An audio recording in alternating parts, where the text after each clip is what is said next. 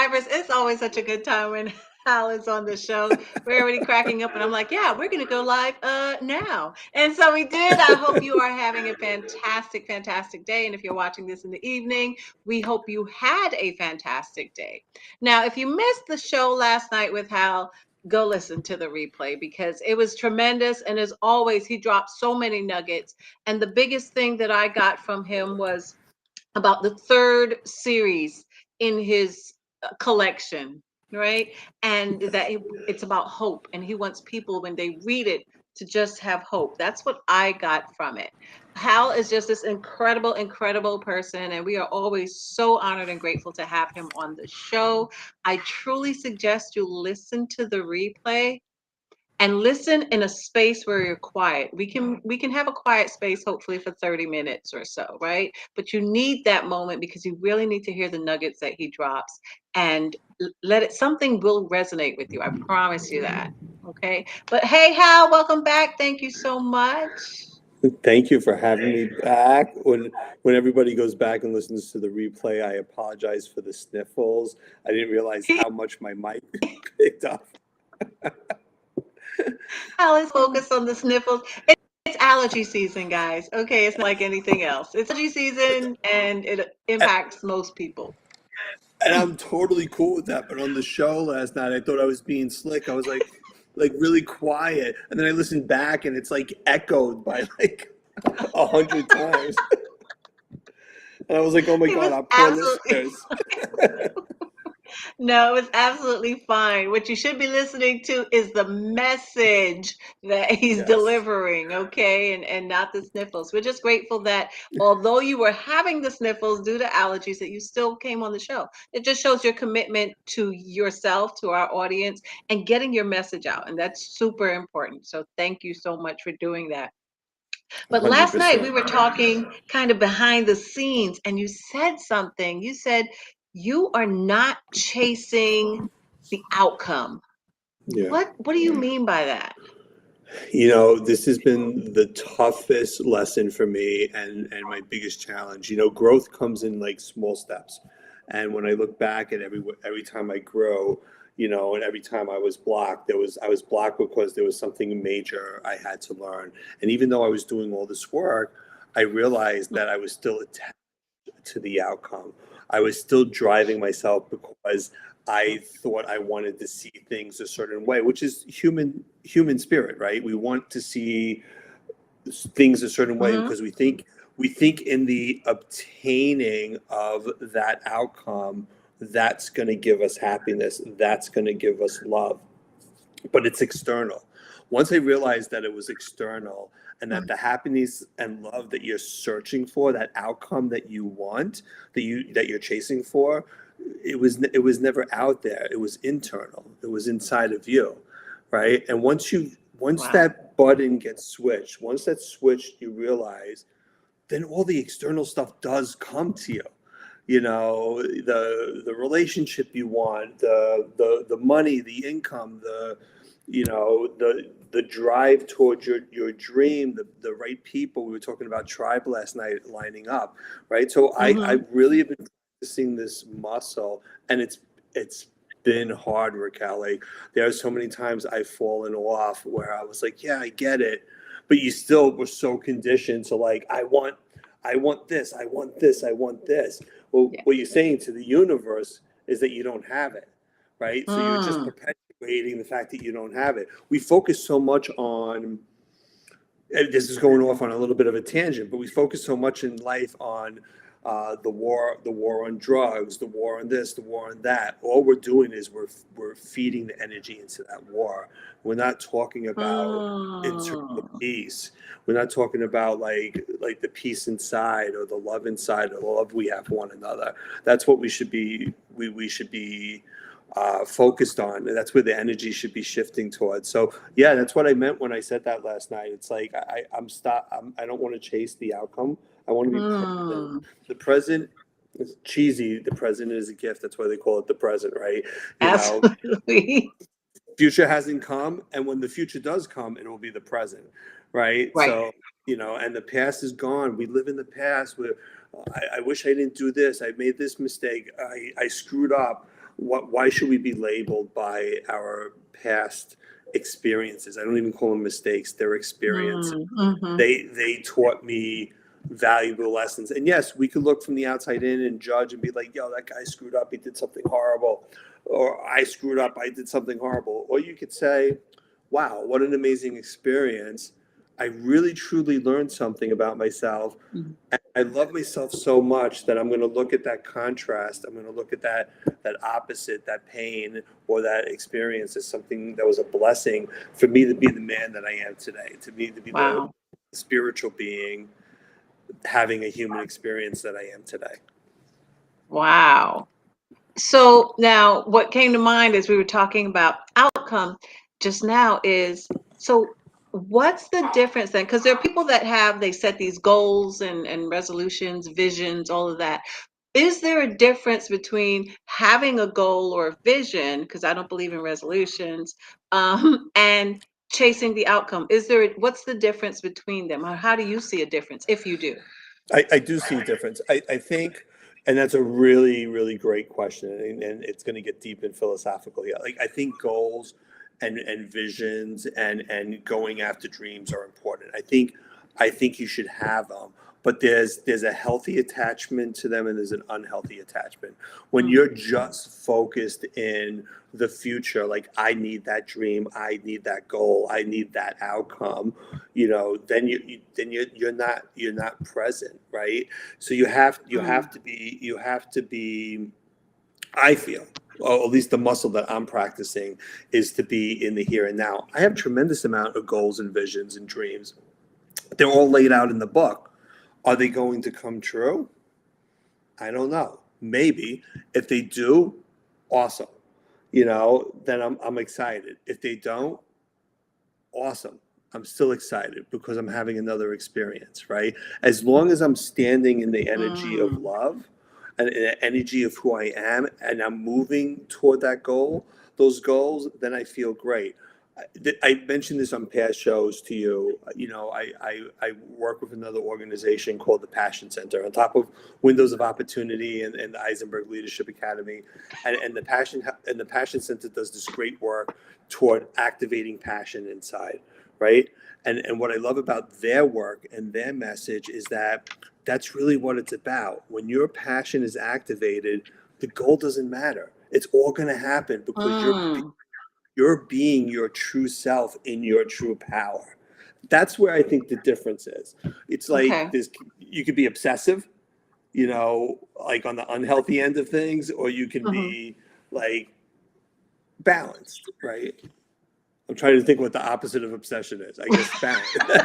That's why I paused there. I was like, wait, I should know this. Opposite of obsession. Okay, I like that. Does that make So sense?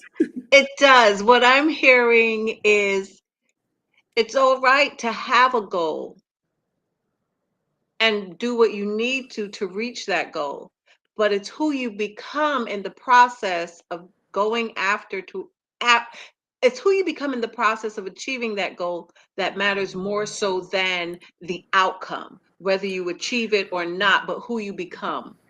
It's who you become 100%, and it's recognizing who you are right here and now as perfection, right? We Mm, think in obtaining the goal we're going to be a better person, or I'm proud, I got that accolade, I've been recognized, I've accomplished, my life has purpose. Your right. life has purpose just by breathing. Your Mm, just here and now where you are. And some people might look at that and go, "Oh, that's woo woo." I haven't obtained the $1 million in my bank, and I haven't changed the world, and that's okay, right? If your intention is moving toward that, and right. you're learning, right here and now is where you're supposed to be, and that's perfect. Wow. I think That's that's what awesome. Go ahead. I was just gonna say. I don't know if I was successful, but that's what this book series is about.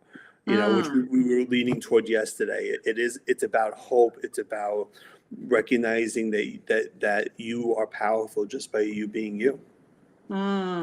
wow. And the third series is titled The Reckoning, correct?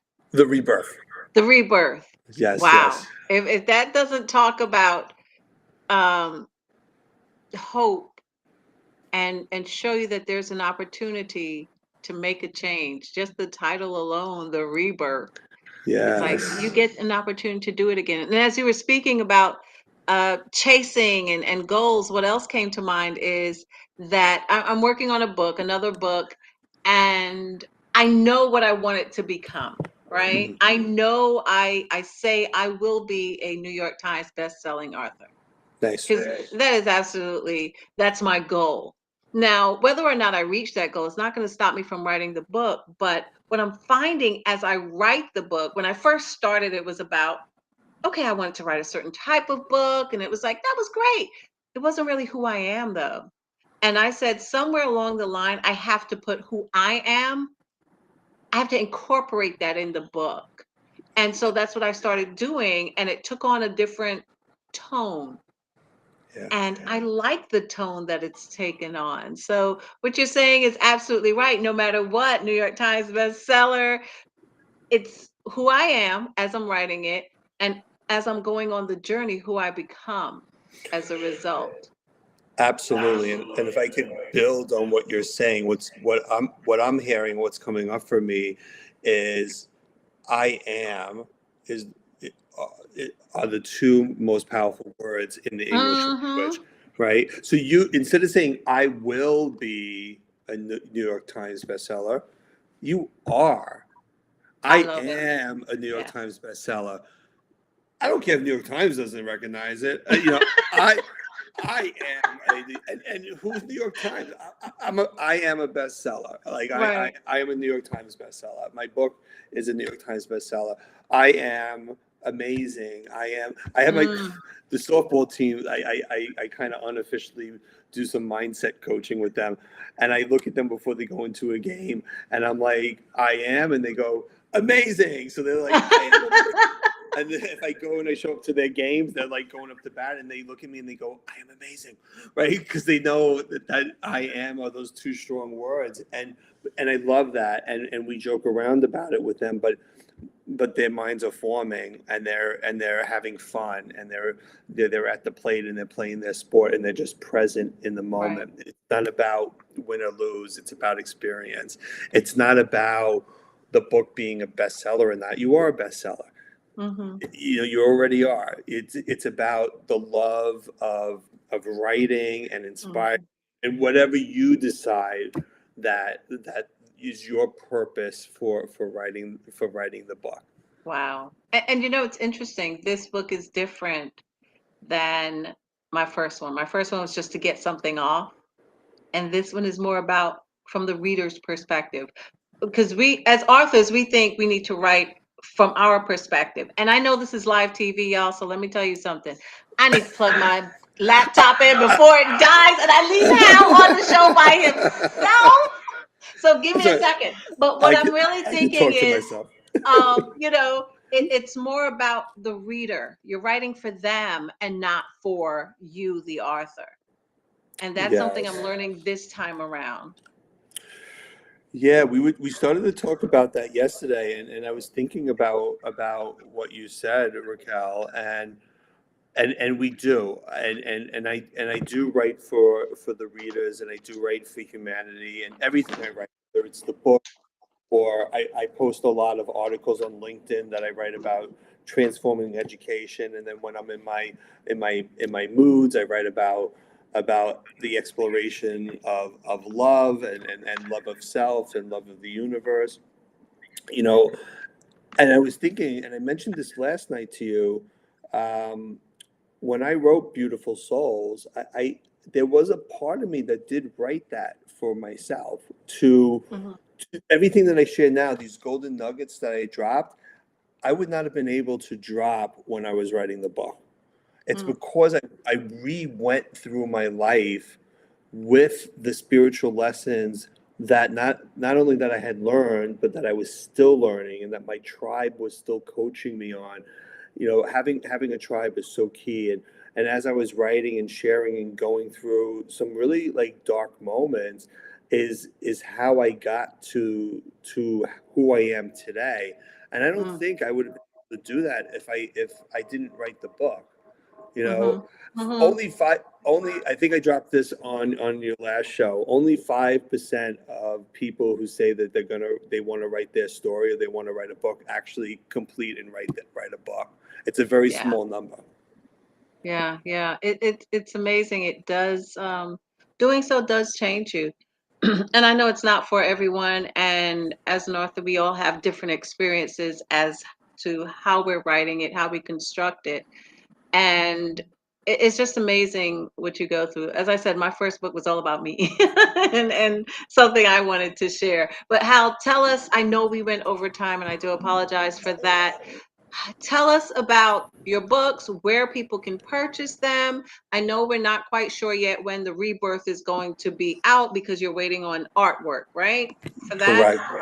Correct. So just tell us how they can get the books. I have a phenomenal artist. The book is actually, each cover is being hand painted, oil painted. It sometimes Wow. takes weeks to dry one layer. Each cover is very, very symbolic to a part of my soul and a part of the story. So they're being very, very carefully crafted. They're not covers being done on Canva or some quick artwork. Right. So there's a long process. So I suspect at the pace that we're going now, this book will be out May 1st. That's our goal right now. It will be on Amazon. I do have an author page. There's Eisenberg Leadership.com. There's Eisenberg Leadership at gmail.com. There's HalEisenberg.com. I am on LinkedIn. I'm on Facebook. I'm on Instagram. Just Google me. You can find me. I'm always marketing the books and more conversations. However, Raquel, and I said that really quick because I kind of wanted to flip the switch on you. You always have Oh, people on here promoting their book and what they're doing. Do you ever promote yourself? Like, I want to hear about like where people could find your book.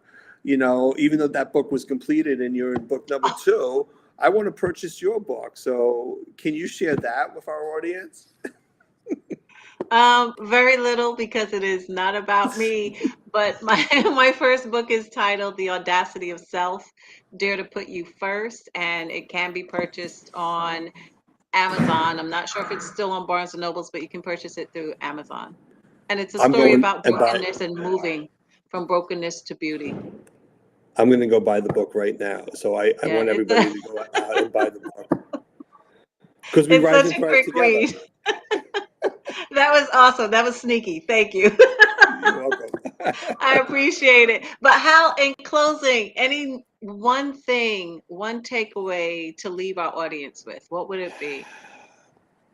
One takeaway would be no matter where you are, no matter what you're at, that you're exactly where you're supposed to be. Own it, own your power. If you are stuck, reach out to me. If not myself, I know amazing people and amazing programs. If you're feeling stuck, you're supposed to be stuck. You're exactly where you're supposed to be, and we can help you get unstuck. I will connect you to the right Mm. people, the right programs, the right souls. If you feel a calling or any of these words are tugging on you, you're meant to hear it. You know, no pressure. Reach out, and we can have a conversation. So Oh that's my what I gosh. would leave people. You all matter. I love it. I love it. And listen, guys, take advantage of it. Last night, it hit me and I told Hal he is a transformational coach and he should say nothing else ever. No motivation, no inspiration. Transformational. If you are ready to transform your life, not just have a cheerleader saying rah rah, and, I'm not disrespecting any area or any field, but if you are ready to transform, truly ready to make a change, reach out to Hal. We have all his Instagrams here. He gave it to you. Just Google Hal Eisenberg. He's with Woo, the Eisenberg Leadership Academy. Reach out to him but be ready to make that change. Okay? Because it definitely will. He definitely will help you with that. Oh, I'll connect All you to the right. right people that will help you. Yeah. But either way, be ready. Okay? That's the whole point of this is to make a change. All right? for the better, of course. Amen. And as Amen. always, Absolutely. ladies and gentlemen, we thank you. Thank you so much, Hal, for being here. I know we went way over time. We did a whole other show, I'm but we just sorry. appreciate you so very much. And thank you so much. And ladies and gentlemen, remember, together we can rise and thrive. Till next time.